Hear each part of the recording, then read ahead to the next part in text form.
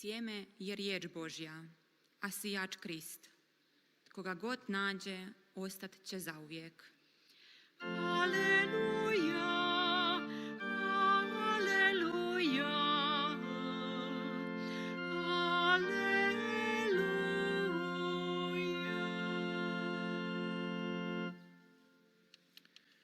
Gospodin s vama. I s duhom tvojim. Čitanje Svetog Evanđelja po Marku. Slava tebi, Gospodine. U ono vrijeme Isus govoraše mnoštvu: Kraljevstvo je Božje kao kad čovjek baci sjeme u zemlju. Spavao on ili bdio, noću i danju sjeme klija i raste. Sam ne zna kako. Zemlja sama od sebe donosi plod. Najprije stabljiku, onda klas i napokon puno zrnja na klasu. A čim plod dopusti, brže se on laća srpa, jer eto žetve. I govoraše: kako da prispodobim kraljevstvo nebesko ili u kojoj da ga prispodobi iznesem? Kao kad se gorušičino zrno posije u zemlju,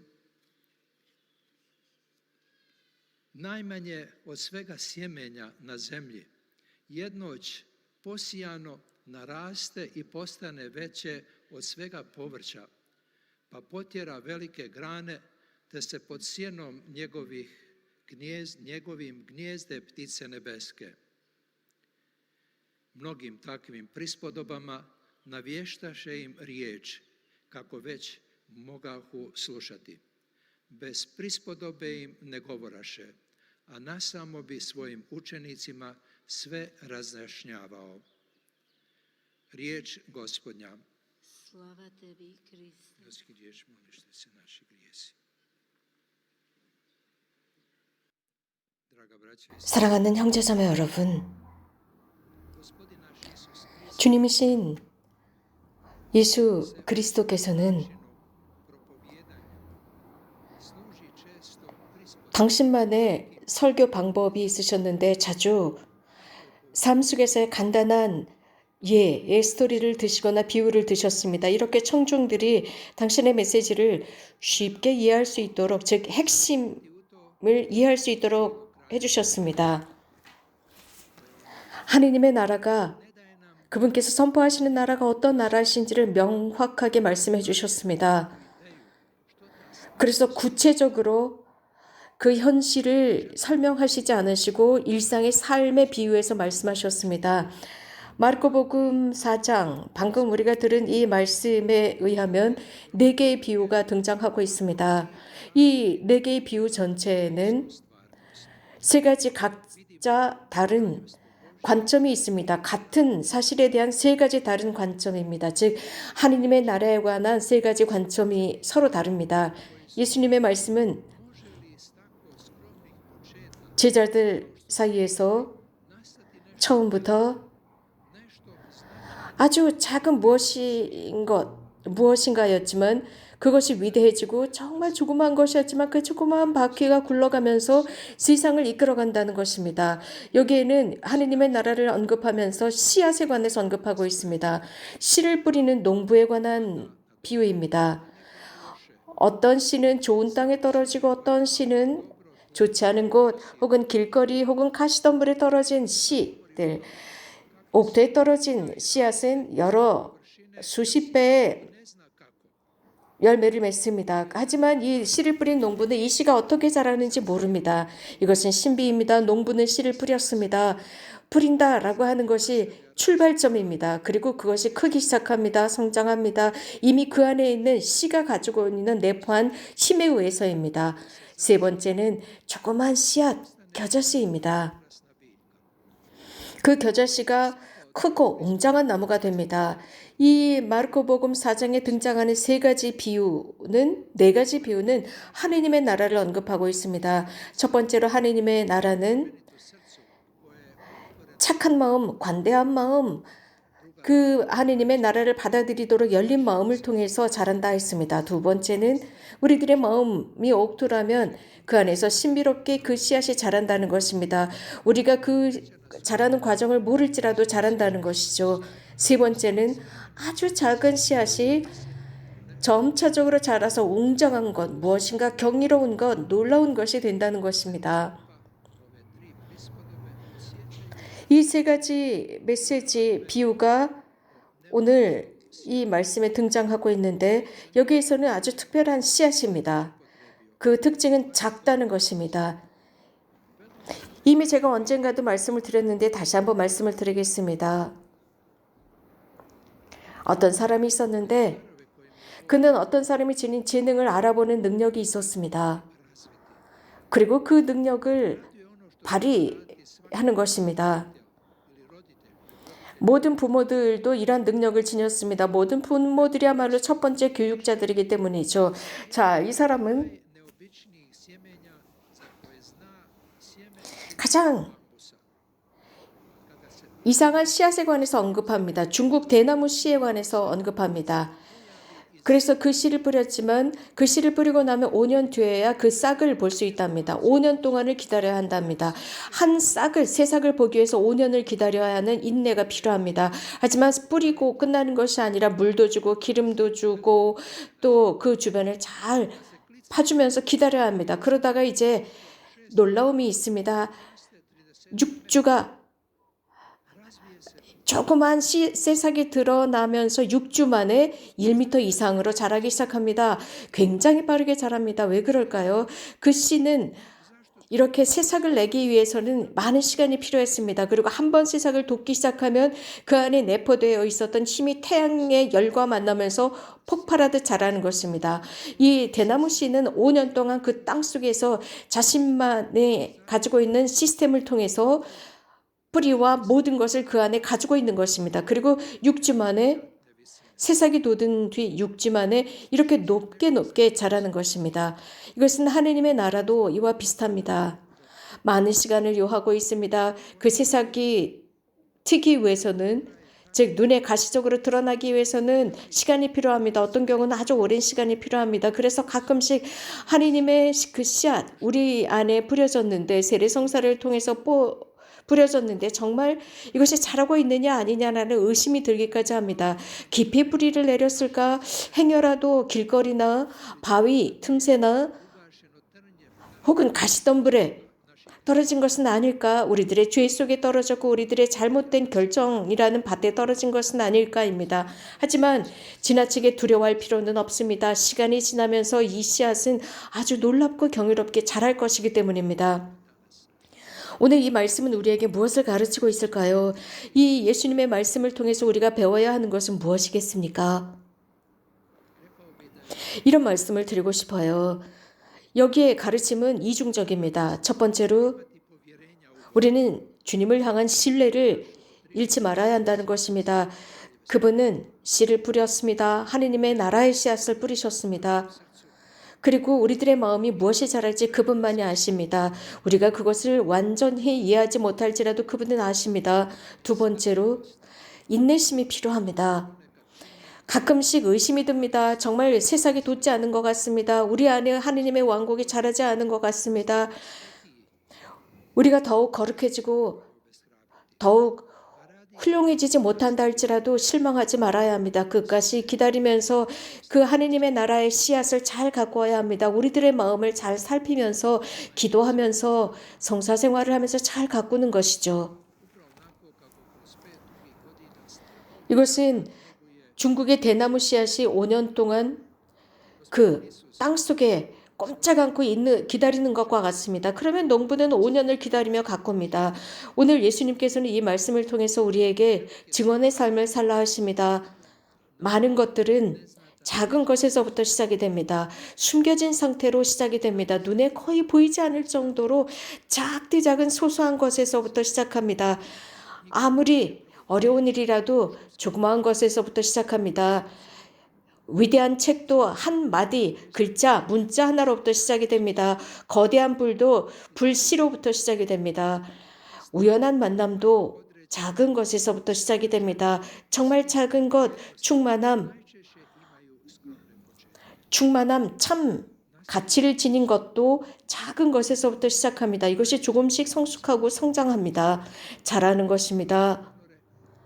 그래서 가장 깊은 곳에서부터 그 뿌리를 내리면서 천천히 자랍니다. 위대한 것은 즉시 오지 않습니다. 아주 작은 천천히 걸어가는 오랜 시간을 필요로 하고 있습니다. 반 고흐는 이런 말을 했습니다. 오랜 여정을 가면서 연그는 것, 그것은 눈에 드러나지 않습니다. 일상 속에서 드러나지 않는다라고 했습니다. 결국은 신뢰와 인내가 필요한 것입니다. 이것은 예술뿐만 아니라 우리들의 삶 곳곳에서 필요한 것입니다. 중요한 것은 좋은 씨앗을 뿌려야 하는 것입니다. 집에서나 학교에서나 노동, 직장, 가정 안에서 혹은 이웃들 사이에서입니다. 이렇게 할 때 우리들에게 훌륭한 미래를 보장해 주는 것입니다. 우리가 좋은 씨앗을 잘 뿌렸을 때 좋은 추수를 하는 것입니다. 인내하면서 기다리는 것입니다. 어머니, 아버지가 자신들의 가정을 이끌어가고 책임감을 가지고 자녀들을 돌보는 것과 같습니다. 이렇게 하기 위해서는 대단한 인내와 신뢰가 필요합니다. 매 순간 이렇게 자라고 있는 아이들과 함께 해야 합니다. 또 자신들의 자식들에 대한 신뢰가 필요합니다. 가끔씩 자식들은 부모에게 불순종합니다. 왜냐하면 삶의 경험이나 성숙도가 부족하기 때문입니다. 이런 순간에 부모들이 그 아이들 곁에 있어야 하고 그 아이들에게 충고하고 권고하고 가끔은 그들을 용서해야 할 필요도 있고 그러면서 지속적으로 그 아이들을 믿어주면서 계속 그 아이들의 성숙 곁에 있는 것입니다. 그리고 인내해야 합니다. 가끔씩 우리 아이들은 행동에서 미성숙한 모습을 보입니다. 좋은 것처럼 보일지라도 겉으로 좋은 것처럼 보일지라도 그렇지 않을 경우가 있습니다. 이런 자식들의 모습을 볼 때 부모는 인내하면서 끝까지 자식들을 기다려주고 가르치는 것입니다. 이렇게 자라면서 이 아이들은 씨를 뿌리지 않으면 미래에 추수할 수 없다는 것을 알게 됩니다. 그래서 좋은 씨앗을 뿌리고 그 시기가 되었을 때 추수를 해야 한다는 것입니다. 하느님의 나라도 우리 안에서 마찬가지의 모습입니다. 하느님의 나라의 씨앗은 우리 마음 안에서 자라지만 많은 신뢰가 필요합니다. 하느님을 향한 신뢰입니다. 또 끝까지 가는 인내심입니다. 하느님께서 원하시는 것은 우리들 안에 무엇인가 특별하고 특이한 것, 매우 복잡한 무엇인가가 우리들 안에서 자라기를 바라는 것이 아니라 하느님께서 원하시는 바로 그런 것들이 자라기를 바랐습니다. 그래서 모든 것이 하느님께로 돌아가고 하느님의 원이라면 이 나무에서는 아주 훌륭한 열매들을 맺게 될 것입니다. 그래서 하느님의 나라가 그 시간이 되었을 때 우리들 앞에 드러날 것이고 그리고 우리는 영원히 하느님께 감사할 것입니다. 오늘 이 복음 말씀의 메시지는 하느님께서는 세례 성사와 함께 우리들의 마음 안에 하느님의 나라의 씨앗을 뿌려주셨고 우리의 과제는 인내하고 신뢰하면서 그 씨를 잘 키우는 것이고 잘 키운다라고 하는 것은 기도와 성사 생활을 하면서입니다. 남편을 위해서 기도하던 한 여인의 기도를 소개해드리고 강론을 마치겠습니다. 이 기도는 사랑하는 남편을 위한 기도였습니다. 이러한 기도는 이렇게 시작됩니다. 주님, 당신의 손을 제 남편의 어깨에 올려놓으시고 당신의 말씀을 그의 귀에 담아주소서. 당신의 사랑을 그의 마음에 담아주시어 삶을 살아가면서 당신께서 제 남편을 위해 하신 모든 것을 그가 깨닫게 하소서. 아멘.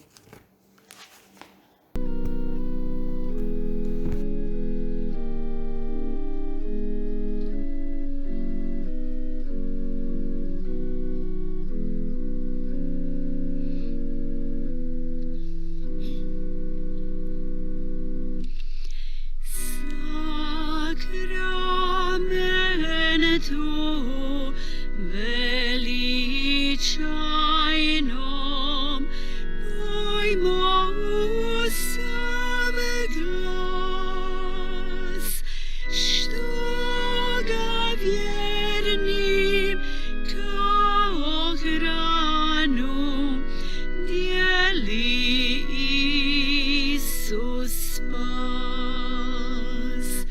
Što ga vjernim kao hranu dijeli Isus spas.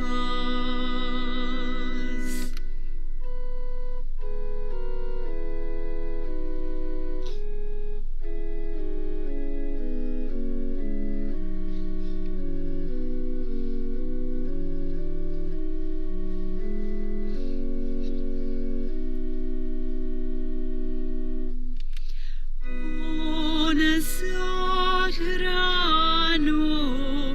dušam slabim daje nam se sam. I grud naša namah biva tajni Božji hram. I grud naša namah biva tajni Božji hram.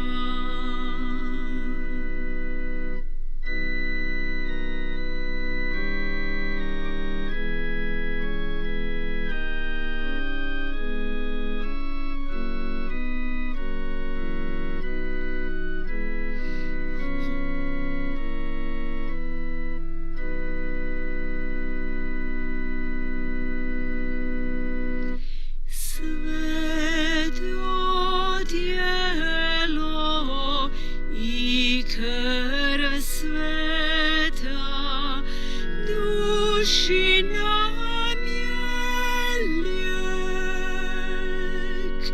Slatko milje i štit snažan, čuvar stalan vijek.